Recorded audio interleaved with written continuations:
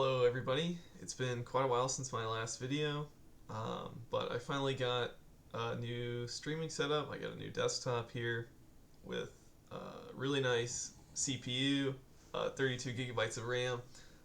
It's really great to program on, uh, and it's about time to get back into qcrab. So the good news is that I'm actually going to be working on qcrab a little bit during my work hours, basically preparing for writing the introduction of my dissertation. So that's going to include a bunch of Hartree-Fock and hopefully some empirical stuff.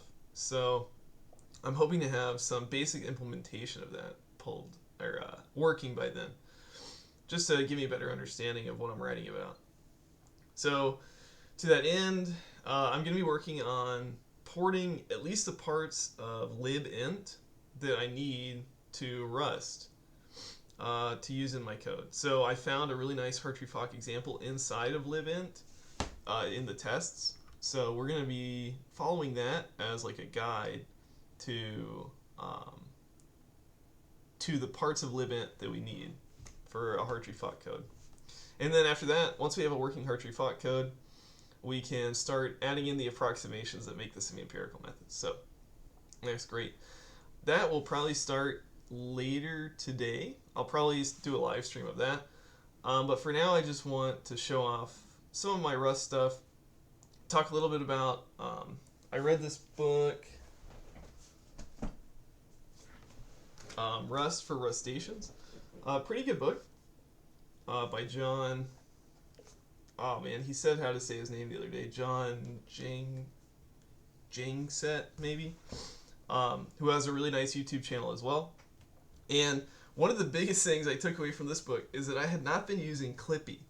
So what I actually want to do in this video is just use Clippy on qcrab, show you guys a little snippet of my workflow fixing those little linter issues, and then, like I said, we'll get back to qcrab in a qcrab live stream later today. So I set up some hotkeys for OBS to try to switch scenes, so let's see if this works. So I'm going to go to my Emacs and then switch scene. Of course, I've got to come back and make sure the scene swap. So, all right, here we go. So here we are back in Emacs. Record video. What did I call it? I think it's recording style. There we go. All right. So we're in Emacs. I can't remember if I recorded a video using eglot, but I switched to eglot for a while. Had a really hard time configuring the language server. Like I needed to add some setting to Rust analyzer. I think it has something to do with macros, and I just could not get the dir local variables to work in eglot. So I'm back on LSP mode, which is a little bit unfortunate because eglot is now built into the Emacs version that I use, like the upstream, the Git branch. So I'm probably going to have to try to get back into eglot at some point, but for now I'm sticking with LSP mode. It's just very, very convenient. So with that in mind, we'll just run our cargo clippy as a compile command, and we'll start clicking stuff. Probably I should have screen key on, but basically all I'm doing, I'm hitting Alt-2 to jump over here. If you hit Tab in the compilation buffer, it takes you to the next error. In this case, it's just a warning, but it also jumps to the warnings. I can hit Enter, it jumps me there. And if my language server cooperates, let's see, it's running a little slow maybe. Let's try a code action. Yeah, we can just change it to be. There we go. And so then we can kind of do that on a loop. The loop variable is only used here. See, I don't really like that length though. So the bigger thing to me, what is calls? Probably there's a better way to write this in general, but okay, I guess if that makes Clippy happy. Okay, this is an unnecessary clone. I don't really like this for each thing, but we'll figure that out later. The bigger issue here, I think, is that we should probably be iterating over the columns of this. I can't remember. Oh yeah, we can just do this. Column. We can look at something like that later. Can I actually set a column like that? Column iter mute. Let's try this.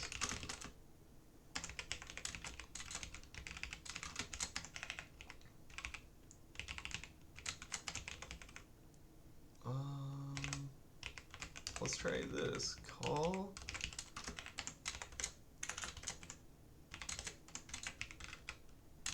Does that work?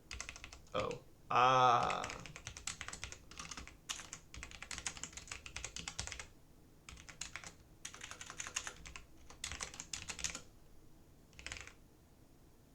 I bet we can't assign to it. Oh, it can't be. Oh.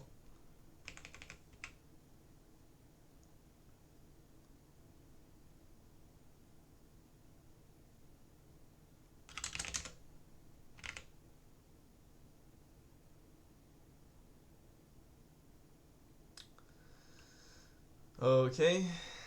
That's so annoying. Let's see. Hold on. Well, anyway, probably there's something like that. Well, let's do the... We're just going to stick with the clippy lens for now.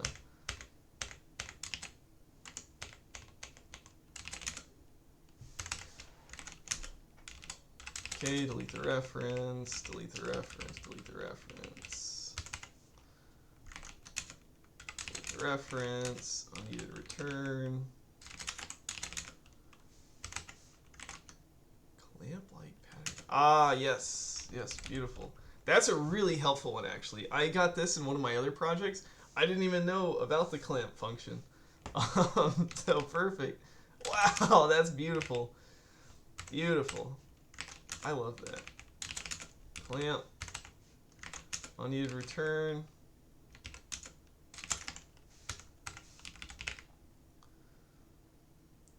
Great. And another reference. Okay. So we should have made Clippy happy. Okay. Now we can run the tests. So we're going to have to do a lot of compiling. You'll get to see how much faster things compile now. Ooh, I need to bump my in-algebra version too. How are we doing? It's running away. Perfect. All right, so we'll make a commit. Make Clippy happy. Great. Okay, there's probably some other refactoring I want to do in here, but I really just wanted to make a pretty short video. How long have we been going? About 8 minutes. Okay, hopefully that was a useful video. Mostly just updates about the channel. I also just set my channel handle to @bwestbro, kind of like my website. So I guess everybody here already knows my channel, but if you don't know my channel, that's how you can get there now. youtube.com/@bwestbro. And I will be back later today with a more involved live stream where we're actually going to be trying to go through some of the libint source code and converting it to Rust. The other thing I learned about in Rust for Rustations, I saw a little bit about the FFI stuff, and I also watched John's video about FFI. And it's kind of interesting to me to try to wrap libint in Rust and just call the C++ code. But I think it'll be more fun. They could both be fun, but it's more interesting to me to try to just write it in Rust, translate the libint code to Rust, I guess. But we'll see how we'll see how it starts to. If it goes off the rails, we can try just wrapping it.